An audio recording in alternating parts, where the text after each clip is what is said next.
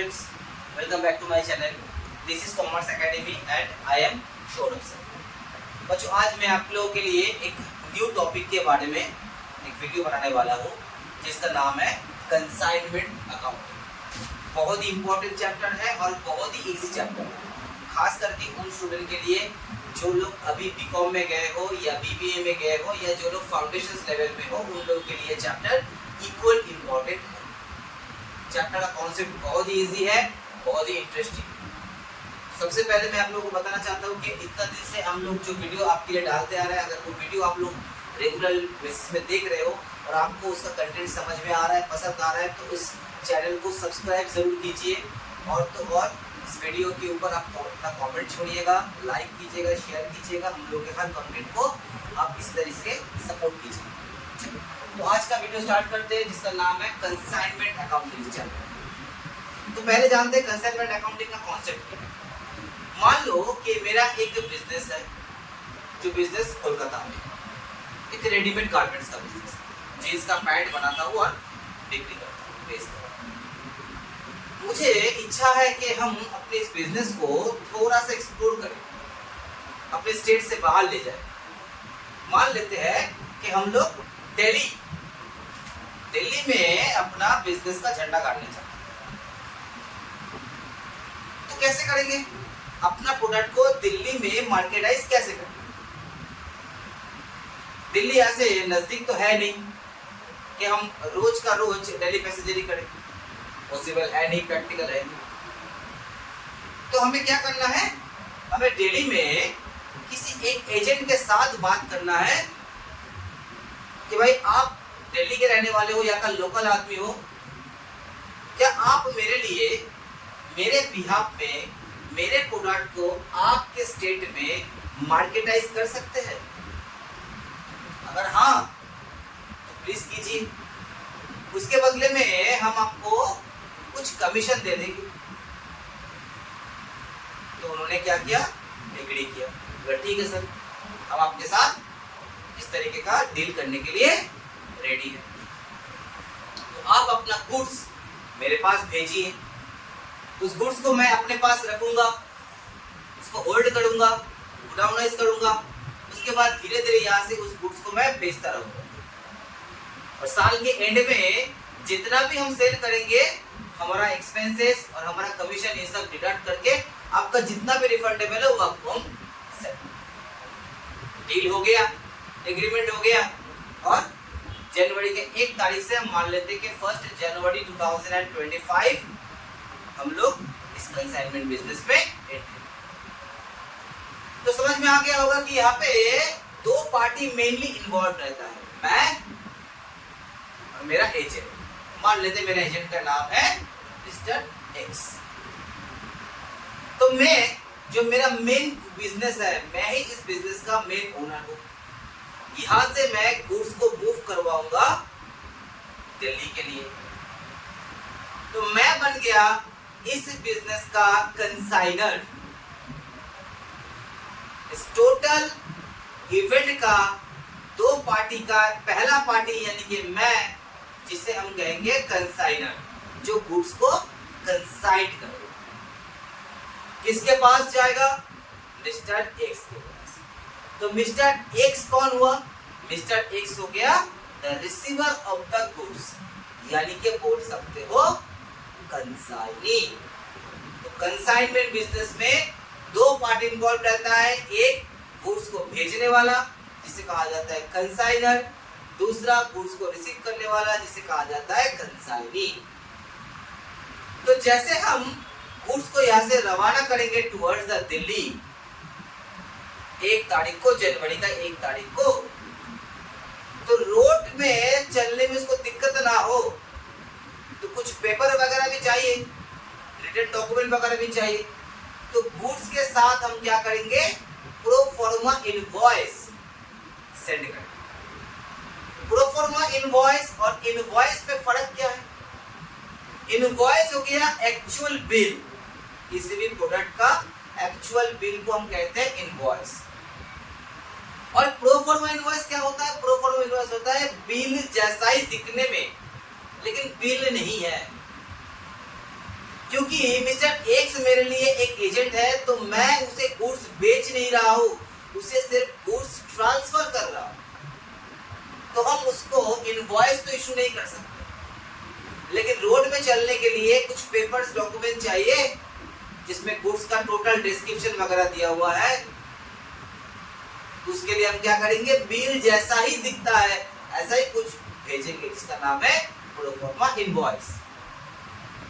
और उसको गुड्स मिलने के बाद उस गुड्स को वो गुडाउनाइज करेगा, उसके बाद उसको बेचेगा, सेल करेगा, और हर साल वो मुझे एक रिपोर्ट बना के भेजेगा कि सर ये माल मेरा सेल हुआ है, इस पार्टी को सेल हुआ है, इससे इतना हम लोगों को रिसीव्ड हुआ है, ये मेरा खर्चा है, ये मेरा कमीशन है, जो माइनस करके मैं आपको उसका बैलेंस भेज देगा।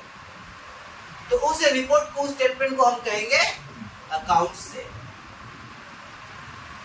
तो मेनली इस तरीके का बिजनेस में दो डॉक्यूमेंट का इन्वॉल्वमेंट होता है। एक जिसे हम कहते हैं प्रोफॉर्मा इनवॉइस, जो कंसाइनर कंसाइनी को भेजता है at the time of movement of the goods, और दूसरा कंसाइनी कंसाइनर को जो भेजता है उसे कहते हैं हम अकाउंट सेल, यानी कि कंप्लीट रिपोर्ट।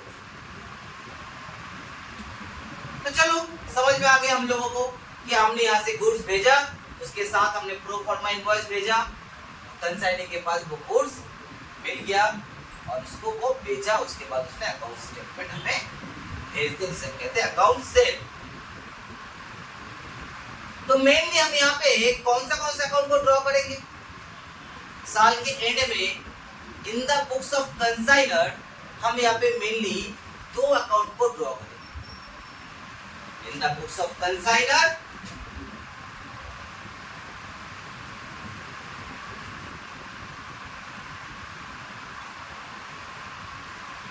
जनरली हम लोग दो अकाउंट को ड्रॉ करेंगे। एक का नाम हो जाएगा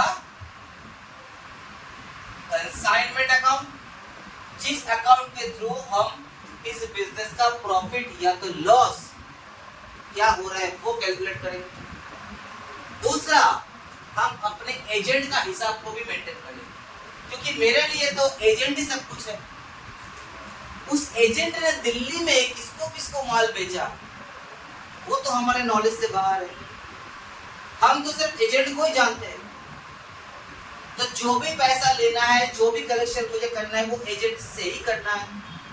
तो इसका मतलब है हम दूसरा अकाउंट जो मेंटेन करेंगे वो कंसाइनी का करेंगे। तो मेनली ये दो अकाउंट हमें बनाना पड़ता है, लेकिन इसके अलावा भी 2-3 अकाउंट और भी बनाना पड़ता है अगर जरूरत पड़ा तो। अब इस चैप्टर का अहम चीज बताओ, वो है क्या। मान लेते हैं कि हमने 1000 पीस ऑफ पैंट अपने एजेंट कंसाइनी को भेजा। हमारे इस पैंट का दाम है, हम मान लेते हैं कि 100 रुपीज करके दाम है। तो 1 लाख रुपया का सामान हम अपने एजेंट एक्स को भेजे, उसमें से वो 800 पीस माल सेल कर दिया। उसके अकाउंट स्टेटमेंट के अकॉर्डिंग उसने 800 पीस माल ऑलरेडी बेच दिया। तो इसके मतलब है उसके घर में अब 200 पीस पैंट पड़ा हुआ है,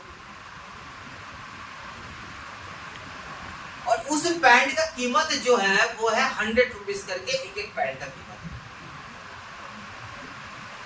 तो यानी कि वो मुझे बोल सकता है कि सर आपके दिए हुए 800 पीस पैंट हम यहाँ पे बेच दिए हैं, 200 पीस पैंट मेरे घर में रखा हुआ है जिसका दाम अगर 100 रुपया के हिसाब से भी है तो 20,000 का पैंट रखा हुआ है। तो हम भी तो अपना फाइनल अकाउंट बनाएंगे कि हमारे बिजनेस से टोटल कितना प्रॉफिट हुआ इस साल, उसका एक हम कैलकुलेट करेंगे। तो कुछ स्टॉक मेरे कोलकाता में भी रखा हुआ है और कुछ स्टॉक मेरे दिल्ली में भी रखा हुआ है। दो स्टॉक को जोड़ के ही तो मेरा total stock during the year होगा। दिल्ली के घर में जो स्टॉक रखा हुआ है वो तो मेरा ही स्टॉक है। तो मान लेते हैं कि वैसे ही कुछ स्टॉक मेरे कोलकाता में भी रखा हुआ है। कोलकाता में हम मानते हैं कि 500 पीस पैंट रखा हुआ है, इसका दाम वही 100 रुपया के हिसाब से 50,000 रुपीज है। और कुछ पैंट दिल्ली में रखा हुआ है 200 पीस पैंट, लेकिन जिसका प्राइस आप कितना करके पकड़, आप बोलोगे सर उसका भी तो दाम 100 रुपया है। तो इसका मतलब है 50,000 का स्टॉक हमारे कोलकाता में है और 20,000 का स्टॉक हमारे दिल्ली में है। टोटल स्टॉक 70,000 का। लेकिन मैं बोलूंगा कि आपने थोड़ा सा गलती कर दी। कोलकाता वाला जो स्टॉक है उसका दाम 50,000 तो है पक्का, लेकिन जो दिल्ली में जो स्टॉक पड़ा हुआ है उसका दाम 20,000 नहीं, उससे ज्यादा ही होगा। क्यों सर? क्योंकि कोलकाता से दिल्ली ये जो मूवमेंट हो रहा है उससे गुड्स का प्राइस में चेंजेस आ रहा है। क्योंकि कोई फ्री ऑफ कॉस्ट तो वो कोलकाता से दिल्ली पहुंच नहीं सकता, उसको कोलकाता के हाउस से दिल्ली के हाउस तक पहुंचाने के लिए मुझे कुछ खर्चा करना पड़ता है, और जिसके कारण से उसका वैल्यू भी चेंज हो जाता है।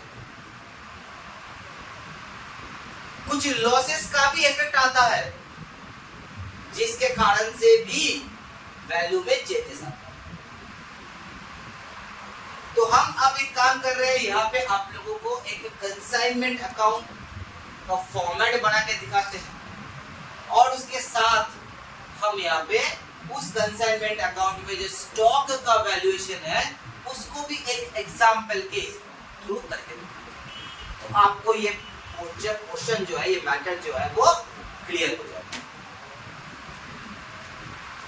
तो देखो यहाँ पे मैंने एक फॉर्मेट बनाया है, एक कंसाइनमेंट अकाउंट का फॉर्मेट बनाया है और एक कंसाइनी अकाउंट का फॉर्मेट बनाया है। कंसाइनमेंट अकाउंट जिसके थ्रू हम लोग प्रॉफिट और लॉस ऑन द कंसाइनमेंट को निकालेंगे, और कंसाइनी अकाउंट के थ्रू हम लोग कंसाइनी से कितना मिलने वाला है वो निकालेंगे। और साथ में हमने एक वर्किंग नोट में एक अलग सा फॉर्मेट बनाया जिसमें हमने लिखे कि valuation of stock on consignment, मतलब कंसाइनमेंट के जो स्टॉक पड़ा हुआ है उसका कैसे वैल्यूएशन। एक एग्जांपल के साथ इस चीज को समझें। सबसे पहले मान लेते हैं कि मैंने 1000 पीस पैंट आपको भेजे हैं, 100 रुपीज के हिसाब से उसका दाम है, यानी कि 1 लाख का गुड्स हमने आपको भेजे। हम दूसरे टॉपिक में ये बताएंगे कि ये जो गुड्स हम भेज रहे हैं वो दो प्राइस से भेज सकते हैं, या तो कॉस्ट प्राइस से भेज सकते हैं या तो उसके साथ कुछ प्रॉफिट ऐड करके भेज सकते हैं। तो प्रॉफिट ऐड करने वाला क्वेश्चन मैं बाद में समझाता हूँ, पहले ये समझाता हूँ मैं कि हम लोग गुड्स को कॉस्ट प्राइस में सेंड कर रहे हैं। मिस्टर एक्स को मैंने क्या किया, 1 लाख रुपया का गुड्स भेजा जिसमें 1000 पैंट है और 100 रुपीज करके उसका एक यूनिट का दाम। तो मेरा सबसे पहले हम क्या करेंगे, कंसाइनमेंट अकाउंट के डेबिट साइड में लिखेंगे to goods sent on consignment. कितने का गुड्स हम भेजे, 1 लाख का। चलो ठीक है, इस गुड्स को भेजने के लिए मेरा कुछ खर्चा हुआ, कुछ खर्चा कंसाइनी का भी हुआ, मिस्टर एक्स का भी हुआ। मेरा जो खर्चा हो रहा है वो एक्सक्लूसिवली गुड्स को भेजने के लिए ही हो रहा है, यानी कि मेरा जितना भी खर्चा है वो डायरेक्टली गुड्स से ही रिलेटेड है, जिसे हम कहेंगे डायरेक्ट एक्सपेंसेस, या बोल सकते हैं नॉन रिकरिंग एक्सपेंसेस, यानी कि जो बार बार नहीं होने वाला है। एक गुड्स के ऊपर वो खर्चा एक ही बार होगा। लेकिन कंसाइनी दिल्ली में बैठ के जितना खर्चा कर रहा है उसका खर्चे को हम दो हिस्सों में बांट सकते हैं, कुछ गुड्स से रिलेटेड होता है, कुछ नॉन गुड्स से रिलेटेड होता है। जो खर्चा गुड्स से रिलेटेड होता है उसे हम कहते हैं डायरेक्ट एक्सपेंसेस, यानी कि नॉन रिकरिंग एक्सपेंसेस, जो बार बार नहीं होगा, और जो गुड्स से रिलेटेड नहीं है उसको कहते हैं रिकरिंग एक्सपेंसेस।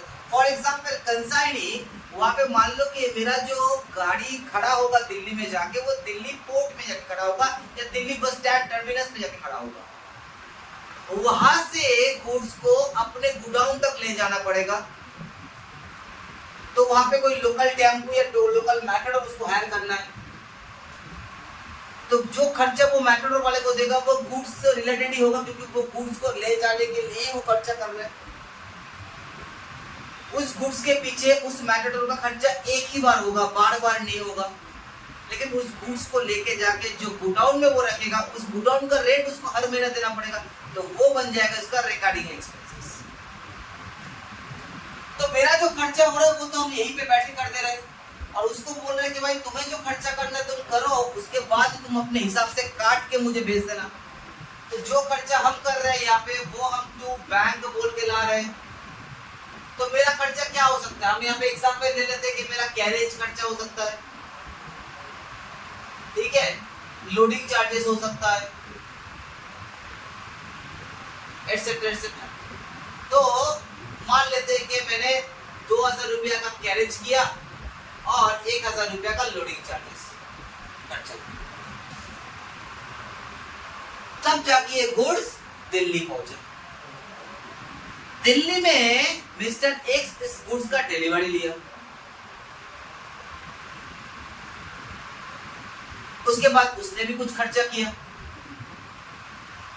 उसका अनलोडिंग चार्जेस लग गया, कैरेज टू गोडाउन लग गया,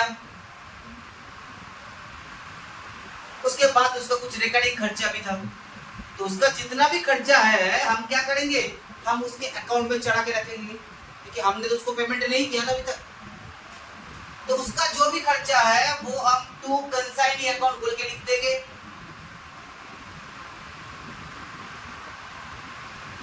उसका क्या क्या खर्चा है, अनलोडिंग चार्जेस मान लेते, उसका अनलोडिंग चार्जेस है 2000 रुपया, उसका कैरेज टू गोडाउन है, हम मान लेते उसने गोडाउन तक ले जाने के लिए छोटा कोई मैटाडोर वगैरह खर्चा किया, उसके लिए उसको 1000 रुपया खर्चा आ गया। उसका गोडाउन रेंट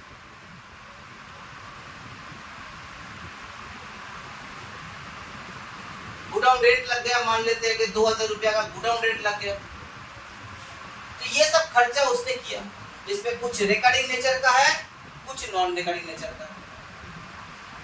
तो ये जो डेबिट साइड है ये रिप्रेजेंट कर रहे हैं हम कितना क्या गुड्स भेजे और उसके पीछे कितना खर्चा किया। अब क्रेडिट साइड में आएगा इसी गुड्स का ब्रेकअप, यानी कि जो गुड्स आपके पास गया उसका आपने किए क्या। तो कुछ पोर्शन तो वो सेल कर देगा, तो जो सेल करेगा उसे हम क्या लिखेंगे, बाय कंसाइनी बोल के लिखेंगे।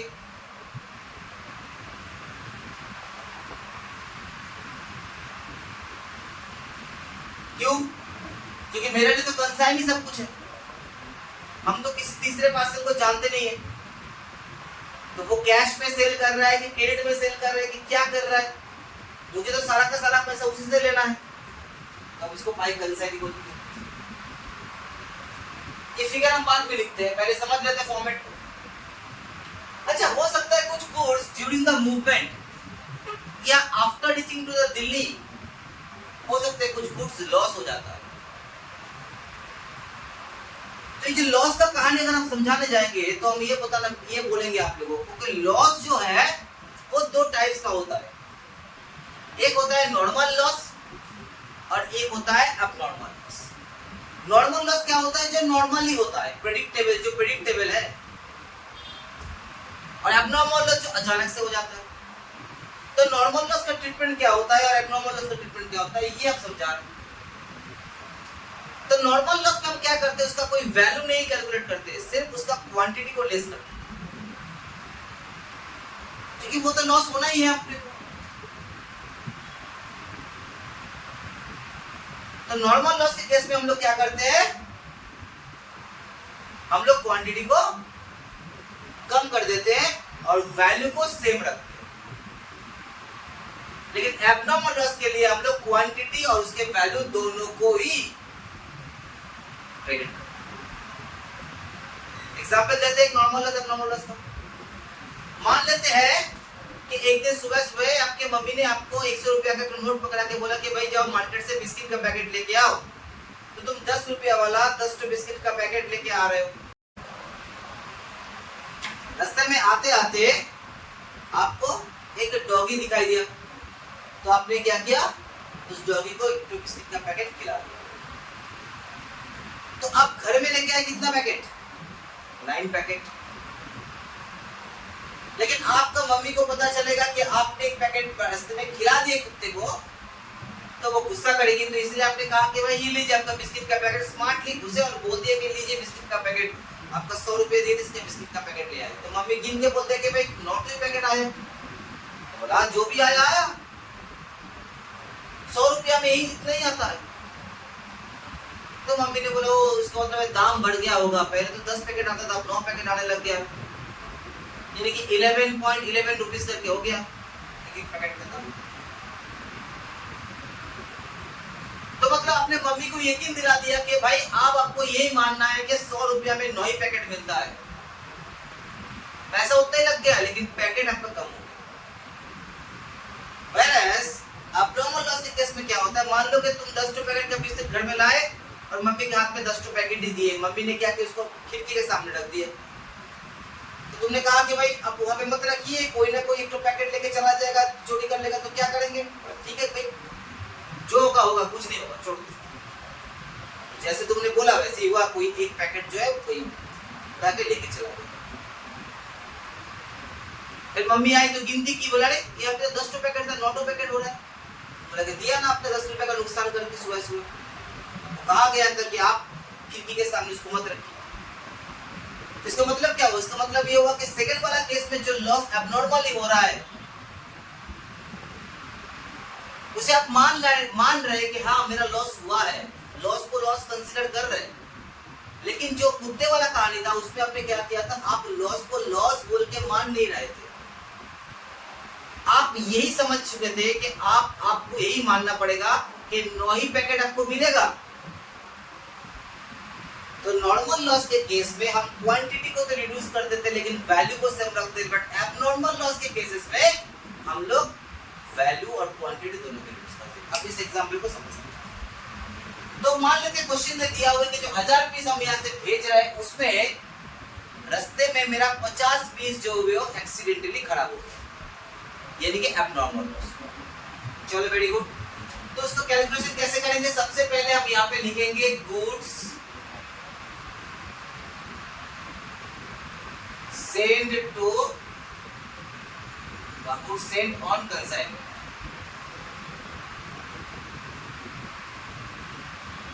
कितना क्वांटिटी का गुड्स है, 1000, जिसका वैल्यू कितना है, इसका वैल्यू है 1 लाख। इसके साथ हम लोग ऐड करेंगे कंसाइनर का एक्सपेंसेस। कंसाइनर का ऑल एक्सपेंसेस यहाँ पे ऐड हो जाएगा, क्योंकि कंसाइनर का जो भी खर्चा हो रहा है वो रिलेटेड टू द गुड्स ही हो रहा है। तो देखो मैंने यहाँ पे एग्जांपल में मैंने 2 खर्चा किया था, एक था मेरा कैरेज और एक था मेरा लोडिंग चार्जेस। 2000 रुपया का कैरेज था और 1000 रुपया का मेरा लोडिंग चार्जेस। यानी कि जैसे मेरा गुड्स यहाँ से मूवमेंट चालू किया, 1000 रुपया का गुड्स का कॉस्टिंग हो गया 1,03,000। जो गुड्स पहले 1 लाख में जा रहा था अब उसका दाम हो गया 1,03,000। 3,000 रुपया बढ़ गया गुड्स का दाम। अब चलते चलते दिल्ली पहुंचा, उससे पहले ही किसी एक दुर्घटना के कारण से मेरा 50 पीस गुड्स डिस्ट्रॉयड हो गए, लॉस। तो सबसे पहले हम क्या निकालेंगे यहाँ पे, PUC यानी कि पर यूनिट कॉस्ट निकालेंगे कि जिस दिन ये एक्सीडेंट हुआ उस दिन एक एक गुड्स का दाम कितना है। तो कैसे निकालेंगे PUC, 1,03,000 डिवाइडेड बाय 1000 यानी कि 103 रुपया के हिसाब से एक एक यूनिट का दाम होगा। अब हम लेस क्या करेंगे, less goods loss in transit. कितना यूनिट मेरा लॉस हुआ, मेरा लॉस हुआ 50 यूनिट, जिसका दाम है 103 रुपए के हिसाब से 5150। तो अगर हम 50 यूनिट को डिडक्ट कर देते हैं तो गुड्स कितना रहा, 950 पीस गुड्स रहा, जिसका दाम हो गया मेरा 9785। ये वो बैलेंस गुड्स है जो आपके पास। तो देखो मैंने यहाँ पे दो खर्चा को लिए थे, एक था मेरा अनलोडिंग चार्जेस, एक था मेरा कैरेज टू गोडाउन। तो ये दो खर्चा है जो गुड्स पहुंचने से पहले का खर्चा है। गुड्स पहुंचने के बाद मेरा खर्चा हो रहा है गोडाउन रेंट। तो गोडाउन रेंट जो है वो मेरा रिकरिंग नेचर का हो गया। तो हम यहाँ पे सिर्फ दो ही खर्चे को ऐड करेंगे जो गुड्स से रिलेटेड है, और वो है अनलोडिंग चार्जेस और carriage to godown. Unloading charges कितना हो गया मेरा 2000 और कैरेज टू गोडाउन कितना हो गया मेरा 1000। मतलब मेरे घर से आपके घर तक पहुंचते पहुंचते टोटल 6000 का खर्चा ऐड हो गया और कुछ गुड्स लॉस भी हो गए। मतलब जैसे ही वो आपके गोडाउन तक पहुंचे 950 यूनिट का दाम हो गया मेरा 97,850 प्लस 3000 यानी कि 1,08,50। अब मान के चलो आपको बोला गया है कि आपके गोडाउन में पहुंचने के बाद इसमें से 10 पीस जो है या 20 पीस जो है वो नॉर्मली लॉस हो गया। रेडीमेड गारमेंट्स में तो नॉर्मल लॉस का गुंजाइश उतना होता नहीं है, लेकिन नॉर्मल लॉस किस किस बिजनेस में होता है? जैसे ऑयल बेच रहे हैं तो ऑयल में लीकेज रहना चाहिए। लीकेज एक प्रोबेबिलिटीज है, पॉसिबिलिटीज है कि लीकेज हो जाए, तो उसे हम नॉर्मली कंसीडर करेंगे। तो ऐसे ही मान के चलो यहाँ पे क्वेश्चन में दिया है कि आपके पास 20 यूनिट नॉर्मली लॉस हुआ है। तो मैंने क्या कहा था कि नॉर्मल लॉस के लिए हम क्या करेंगे? नॉर्मल लॉस के लिए हम केवल क्वांटिटी को माइनस करेंगे लेकिन वैल्यू को सेम रखेंगे। यानी कि अब हम यही यकीन मान लेंगे कि जो चीज आपको 1,08,50 रुपया में 950 पीस मिलता था, अब वही पैसे में आपको 930 यूनिट मिलेगा। यानी कि अब हमारा पीयूसी कितना हो गया? 1,00850 डिवाइडेड बाय 930, यानी कि एक यूनिट का दाम हो गया 108.44। अब अगर बोलता है कि 930 में से हमने 800 पीस माल बेच दिए हैं, तो 130 पीस माल आपके क्लोजिंग स्टॉक है। तो स्टॉक इन हैंड हमारा कितना रह जा रहा है? स्टॉक इन हैंड या स्टॉक ऑन कंसाइनमेंट 130 पीस माल का दाम कितना हो जाएगा? 130 इंटू 108.44 यानी कि 14,097। ये हो जाता है 130 पीस माल का दाम।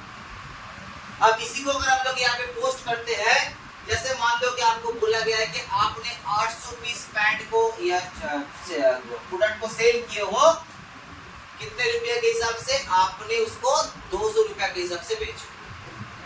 Very good. तो यानी कि आपने 800 पीस माल बेचे हो 200 रुपया के हिसाब से, यानी कि 1,60,000 ये आपने सेल किए हो। कुछ माल आपका ट्रांजिट में लॉस हो गया 50 पीस माल, तो वो भी आ जाएगा आपका by goods loss in transit 5150। तो 800 पीस आपने बेच दिया, 50 पीस आपका लॉस हो गया, तो बचा 150 पीस। उस 150 पीस में 20 पीस तो आपका नॉर्मल लॉस है, इसको कंसीडर ही नहीं करेंगे। बाकी 130 पीस आपका क्या है? Closing stock by stock on 14,097। तो अब हमारा कमीशन देने का टाइम आ गया कि भाई चलो 1 साल का बिजनेस पूरा हुआ, तो अब हमें कमीशन देने का टाइम आ गया। तो कमीशन जो देंगे वो सेल्स के ऊपर देंगे हम लोग। तो कमीशन के बारे में अगर आप लोग जानना चाहते हैं तो मैं आपको बताना चाहता हूँ कि कमीशन कंसाइनमेंट बिजनेस में 3 टाइप्स का होता है। एक होता है जिसे हम कहते हैं नॉर्मल कमीशन या ऑर्डिनरी कमीशन, जो सेल्स के ऊपर दिया जाता है सेल अचीव करने के लिए, जो हर बिजनेस में कॉमन है। एक कमीशन ऐसा भी होता है जिसे हम कहते हैं डेलीगेटर कमीशन, जो भी सेल्स के ऊपर दिया जाता है। दोनों में फर्क क्या है? देखो, ऑर्डिनरी कमीशन या नॉर्मल कमीशन अगर आपको मिलता है तो इसका मतलब है आपका काम है सिर्फ और सिर्फ सेल्स को अचीव करना। अगर सेल करने के बाद कोई पैसा रिकवर नहीं होता है तो आपको पर्सनली को बेयर नहीं करना है, वो कंपनी का ही लॉस है। आप कोशिश करोगे, अगर आप पैसा कलेक्ट कर लिए तो ठीक है, नहीं कर पाए तो उसको बैड डेट घोषित कर दोगे। You are not personally liable to recover the debt. But अगर मान लो कि हम आपको डेलीगेटर कमीशन दे रहे, इसका मतलब है सेल तो आपको अचीव करना ही है जो आपको ऑर्डिनरी कमीशन मिल रहा है, साथ में आपको डेट को भी कलेक्ट करने का रिस्पॉन्सिबिलिटी दिया जाता है। एंड इन दैट केस आप इस बात से मुकर नहीं सकते हो कि आप डेट कलेक्ट नहीं कर पाए, आपका बैड डेट हो, क्योंकि कंपनी आपको डेलीगेटर कमीशन दे रहा है। तो दोनों कमीशन ही सेल्स के ऊपर दिया जाता है। उसका ट्रीटमेंट क्या करेंगे हम लोग? सिंपल लॉजिक में, अगर आपको सिर्फ ऑर्डिनरी कमीशन दे रहे हैं और उसमें आपका बैड डेट भी हो रहा है, तो बैड डेट जो है हमें अपने लॉस बोल के लाना पड़ेगा कंसाइनमेंट अकाउंट। लेकिन अगर हम आपको डेलीगेटर कमीशन दे रहे हैं और उसमें भी आपका बैड डेट हो रहा है, तो बैड डेट को सीधा सीधी आपको इग्नोर करना है, क्योंकि हम कमीशन इसीलिए दे रहे हैं क्योंकि हम बैड डेट को लेना नहीं चाहते। एक तीसरा कमीशन भी होता है जिसे हम कहते हैं ओवर रेडिंग कमीशन या स्पेशल कमीशन, जो दिया जाता है स्पेशल सेल अचीव करने में। आपको मान लो बोल दिया गया है कि प्रोडक्ट आपको 200 रुपया में बेचना है, आपने कहा कि अगर हम 200 से ज्यादा में बेच दिए तो वेरी गुड, अगर आप 200 से ज्यादा में बेच देते हो तो जो एक्स्ट्रा पैसा आप रियलाइज करके दोगे उसके ऊपर आपको कमीशन मिलेगा। तो वो हो गया हमारा ओवर रेडिंग कमीशन या स्पेशल कमीशन। तो स्पेशल कमीशन जो है वो यूजुअली इनवॉइस प्राइस वाला पे ही आता है, यानी कि गुड्स जब हम इनवॉइस प्राइस पे बेचते हैं आपको, उसी के ऊपर आपका ओवररेडिंग कमीशन रहता है। तो वो बात का टॉपिक है सिंपल। अभी हम लोग ऑर्डिनरी कमीशन और डेलीगेटर कमीशन लेके बात करते हैं। तो हम यहाँ पे क्या करेंगे? कमीशन लाएंगे। अगर हम लोग केवल ऑर्डिनरी कमीशन दे रहे हैं, जो कि देना ही पड़ेगा, तो हम मानते हैं कि हम 10% का ऑर्डिनरी कमीशन देंगे सेल्स के ऊपर, यानी कि 16,000, और हम डेलीगेटर कमीशन नहीं दे रहे और क्वेश्चन में बैड डेट दिया हुआ है, तो बैड डेट भी जो है हम कंसाइनी अकाउंट में डेबिट करेंगे और बैड डेट को अपना लॉस मानेंगे। लेकिन अगर हम आपको डेलीगेटर कमीशन दे रहे हैं और क्वेश्चन में बैड डेट दिया है, तो बैड डेट को आपको कंसीडर नहीं करना है, क्योंकि हम डेलीगेटर कमीशन इसीलिए दे रहे हैं क्योंकि हम बैड डेट बर्दाश्त नहीं करेंगे। तो हम डेलीगेटर कमीशन देंगे, वो भी सेल के ऊपर होगा, मान लेते हैं 5%।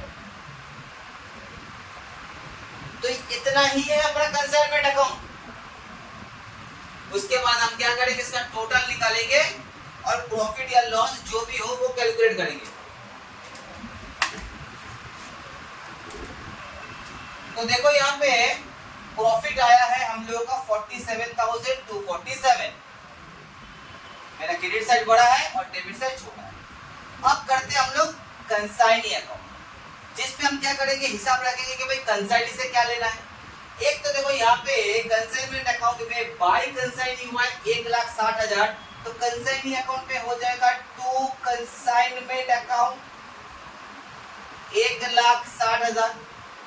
तो यानी कि ये जो पैसा है सेल का, ये आपके पास रखा हुआ है, और उसमें आपका खर्चा कितना हो रहा है? इसमें आपका खर्चा हो रहा है दिस पोर्शन, जिसमें आपका अनलोडिंग चार्जेस है, कैरेज टू गोडाउन है, गोडाउन रेंट है और कमीशन है। ये सब माइनस करके आप मुझे पैसा दोगे।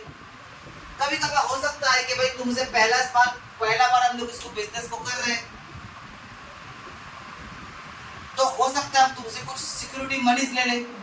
तो 1,60,000 का सामान आपको भेजेंगे, तो आप मुझे पहले एक बिल रिसीवेबल दे दीजिए या कोई चेक दे दीजिए एडवांस में। तो ज्यादातर केसेस में बिल ऑफ एक्सचेंज दिया जाता है।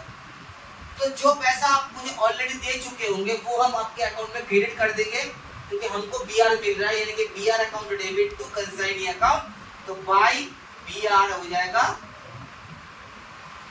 Bye bills receivable account. हम मान लेते कि आपने 50,000 का बिल रिसीवेबल मुझे ऑलरेडी एडवांस कर दिया। ऐसा सिंपल। अच्छा एक बात बता देना चाहता हूँ, मान लो कि ये बिल रिसीवेबल का मैच्योरिटी डेट है 6 महीने के बाद या 7 महीने के बाद,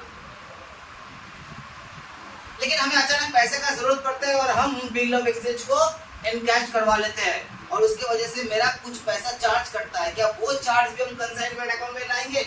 नहीं सर, बिल्कुल नहीं लाएंगे, क्योंकि वो कंसाइनमेंट बिजनेस से रिलेटेड है ही नहीं। वो आपके नॉर्मल प्रॉफिट एंड लॉस में आएगा, नॉर्मल लॉस बोल के आएगा, नॉर्मल बिजनेस लॉस बोल के आएगा, उससे कंसाइनमेंट अकाउंट का कोई भी रिलेशन नहीं है। चलो बस अब समझ चुके हम लोग। उसके बाद उसका जितना भी खर्चा है उसको टोटल एक ही साथ हम कर देंगे by consignment account expenses and commission बोल के।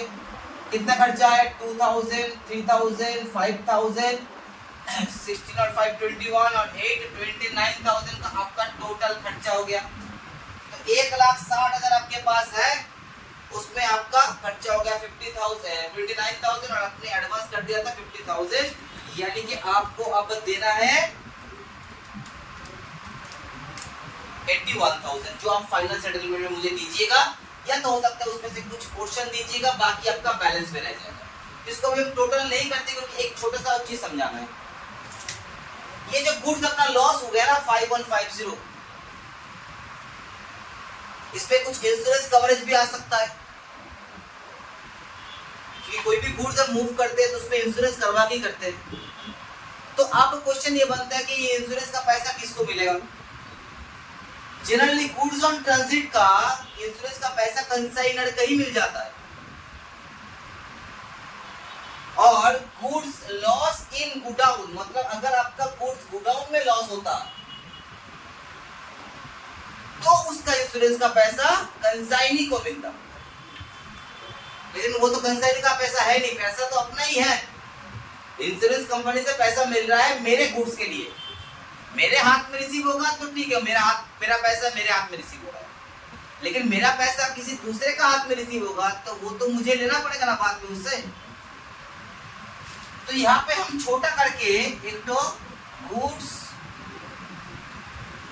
लॉस इन ट्रांजिट वाला अकाउंट को ड्रॉ कर। तो गुड्स लॉस इन ट्रांजिट में देखो यहाँ पे क्या बच्चा, कंसाइनमेंट अकाउंट में by goods loss in transit, तो goods loss in transit account में टू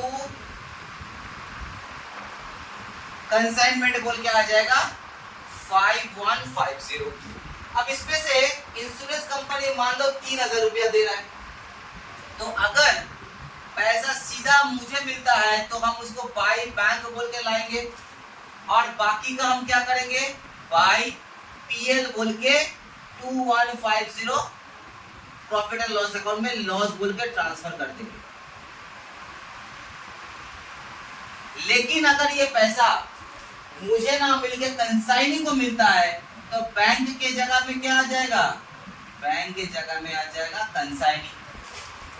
तो goods loss in transit account में बाय कंसाइनी, और कंसाइनी में क्या हो जाएगा? To goods loss in transit 3,000। तो आपको जो पैसा देना था मुझे 81,000, उसमें 3,000 और जोड़ लीजिए, यानी कि आपको अब देना है मुझे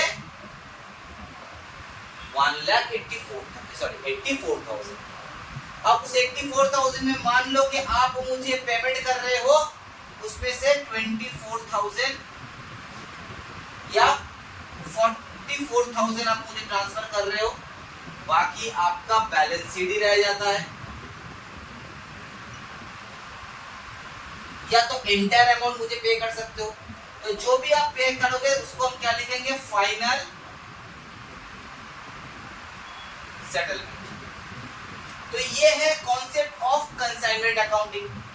बस एक छोटा सा कॉन्सेप्ट बचा रहता है जो हम अपने नेक्स्ट वीडियो में लाने वाले हैं विद एग्जांपल।